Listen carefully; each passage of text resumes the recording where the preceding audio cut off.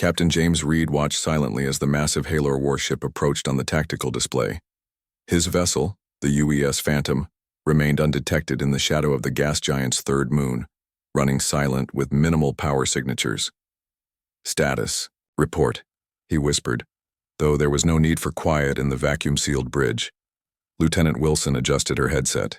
"They still don't see us, sir. Their scan patterns indicate standard sweep protocols. Nothing targeted." Reed nodded, a slight smile forming at the corners of his mouth.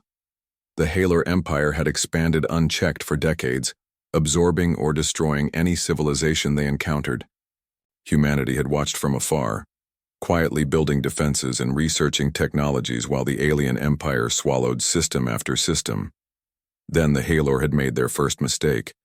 They'd attacked the human research outpost on Proxima Centauri.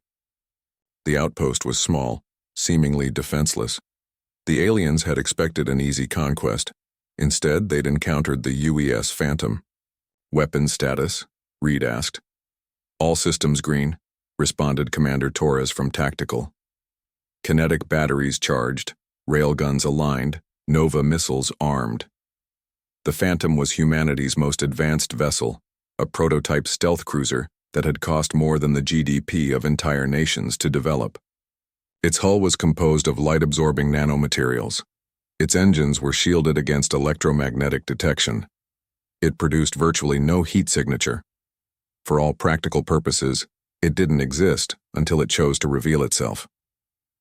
Reed studied the approaching Haelor dreadnought. It was massive, nearly 4 kilometers long, bristling with weapon emplacements and fighter bays. The Haelor believed in overwhelming force.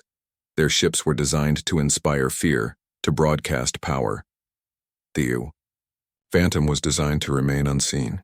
"Sir," Wilson reported, "they're launching fighters, standard patrol formation." Reed nodded. "Let them pass. Maintain position."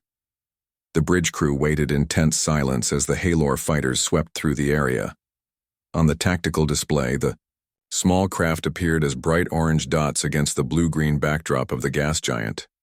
They passed within kilometers of the Phantom's position, but detected nothing. "Fighters returning to base," Wilson announced after 20 tense minutes. "Good," Reed said. "They think they're alone. Now we make our move." He tapped his console. "Engineering, prepare for full power. Tactical, target their primary propulsion. And communications arrays." The plan was elegantly simple. The Phantom would cripple the Haelor dreadnought, leaving it stranded in this uninhabited system. Then humanity would have what it needed, a mostly intact Haelor vessel to study, and proof that the seemingly invincible empire had vulnerabilities. "All sections report ready, Captain," Torres confirmed. Reed drew a deep breath. "Execute." The Phantom came alive, power flooding into systems that had been dormant for hours. The stealth cruiser glided out from behind the moon, accelerating rapidly toward the unsuspecting dreadnought. "They've spotted us," Wilson reported. "Defensive systems activating." "Too late," Reed murmured. The Phantom's railguns fired first, hypersonic, tungsten rods that tore through the dreadnought's aft section at a significant fraction of light speed. The kinetic batteries followed, launching precision-guided projectiles that severed communications arrays and weapons platforms. The Haelor vessel tried to respond, but it was like a lumbering beast swatting at a mosquito. The Phantom's speed and maneuverability kept it ahead of the alien targeting systems. When energy weapons did fire, they passed harmlessly through empty space. "Nova missiles armed," Torres reported. "Target their engines," Reed ordered. "Fire." 4 missiles streaked from the Phantom's launch tubes. Unlike conventional weapons, Nova missiles didn't detonate on impact.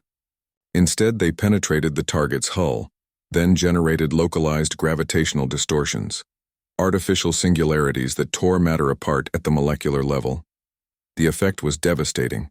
The dreadnought's massive engines collapsed inward, imploding in a spectacular display that momentarily outshone the system's distant sun.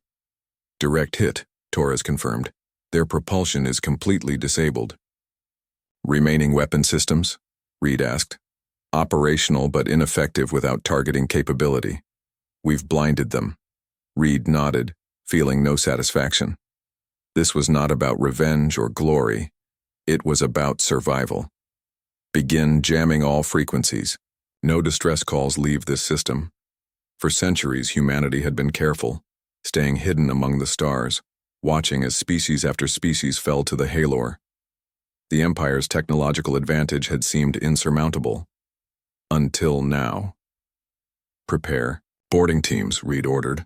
I want their databanks, weapon systems, and any command personnel. As his crew rushed to comply, Reed studied the crippled dreadnought.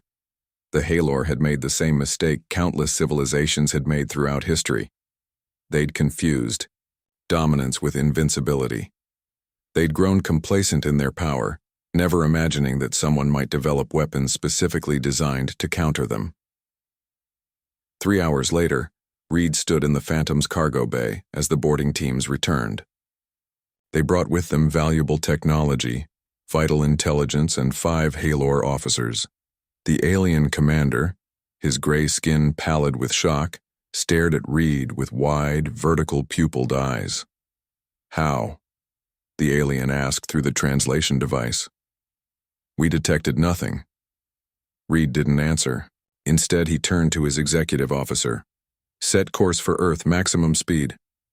The war hadn't started yet, not officially, but humanity now had what it needed, the beginning of understanding, the tools to fight back. The Haelor Empire had made its first serious misstep, and humanity would ensure it was their last. For the first time since the Haelor had begun their expansion, another species had the means to stand against them, and humans, unlike the Haelor, didn't need to be seen to be feared.